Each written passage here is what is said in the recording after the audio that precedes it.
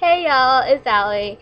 Like I said in my last video, I'm going to start doing more updates, mainly because I've come in contact with more spoonies, and I just felt like, it's doing more blogging, I guess you can say, can help me, can help others, because I know a lot of times us spoonies, we feel like we're alone, and I just want to let everybody know that, hey, you're not, I'm here.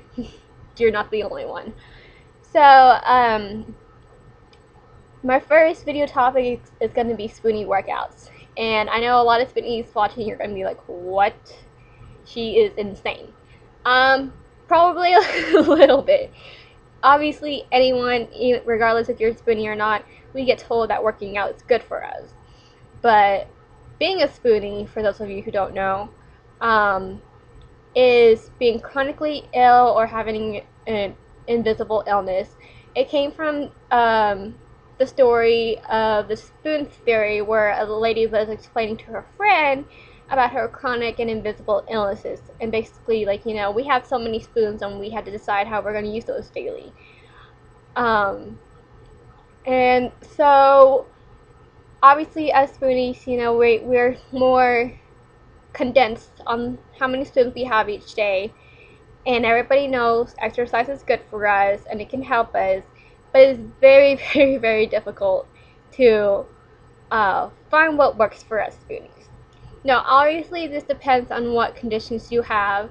I have a slight autonomic problem, which is basically whenever I move positions my heart rate can go up.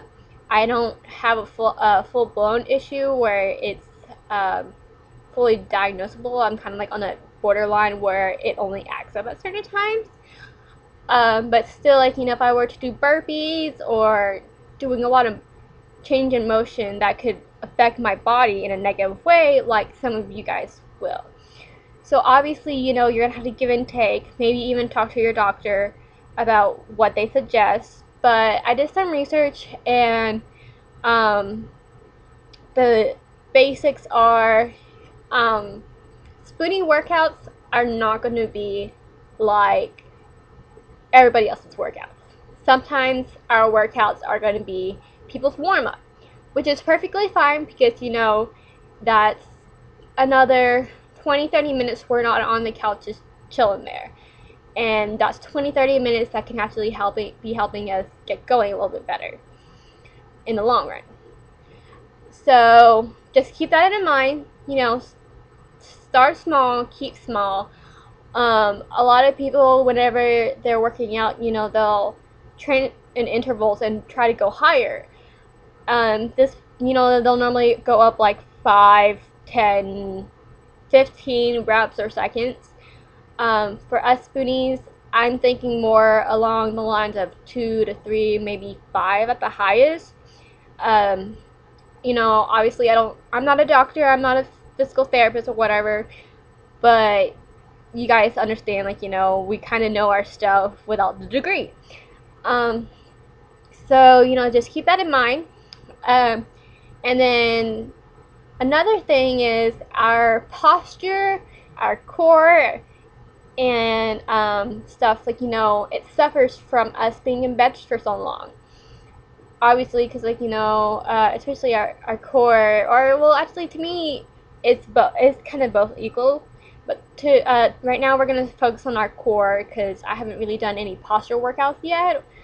And so, obviously, a lot of people are obsessed with their core or working at their core because that's their spot in their body that they're not as good as.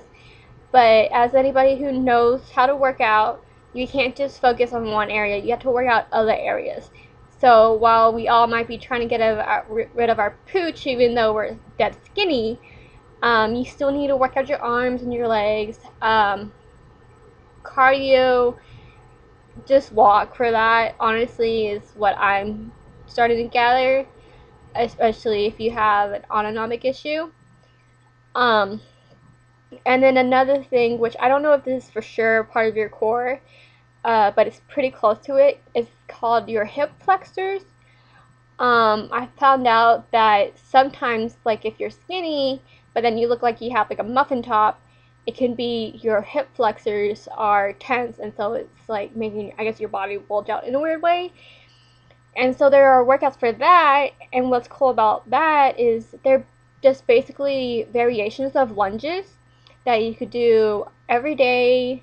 You're just on the floor in a lunge position, kind of changing how you're there and just holding it for like 30 seconds.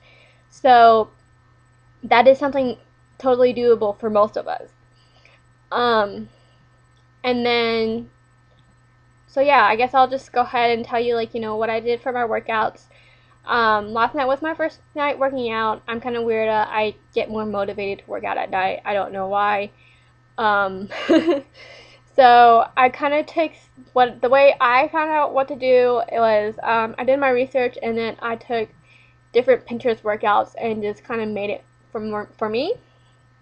And so I'll post some on my blog of what I did, and then you guys could even follow me on Pinterest, because I post a variety of stuff on my workout one. And yeah, I'm addicted to Pinterest. So I'll have that for you guys there. But the way I did it was I did 10 crunches, 10 leg lifts, a 45-second plank, which it was kind of at the end a little cardio because I was trying to hold it for the rest of the time. I didn't want to give up.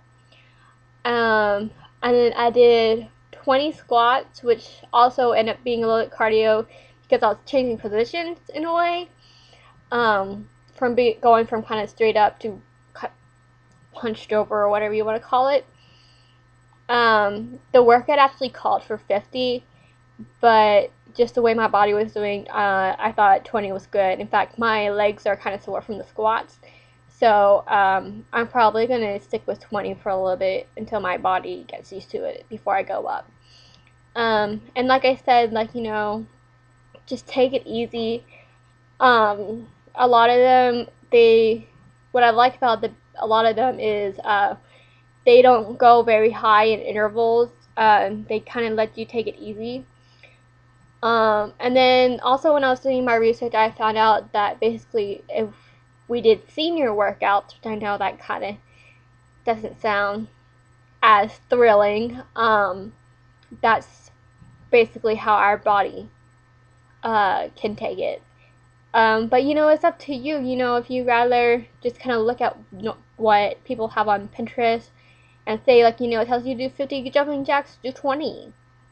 Tells you to do, like, 100 something, do how many you can without dying, or something like that. But again, the key is stay small. Obviously stay positive, because if you're not gonna be happy at the end, then it's gonna affect how you continue to do your workouts. So yeah, I think I've rambled enough for right now. If you guys have any questions, comment below, or just contact me however you want. I'm using the hashtag Spoonie Workouts. So if you guys are going to join me, you could use that hashtag on Instagram. And, we can help each other out and figure out what works and what doesn't. So yeah, hope you guys are feeling good. Bye.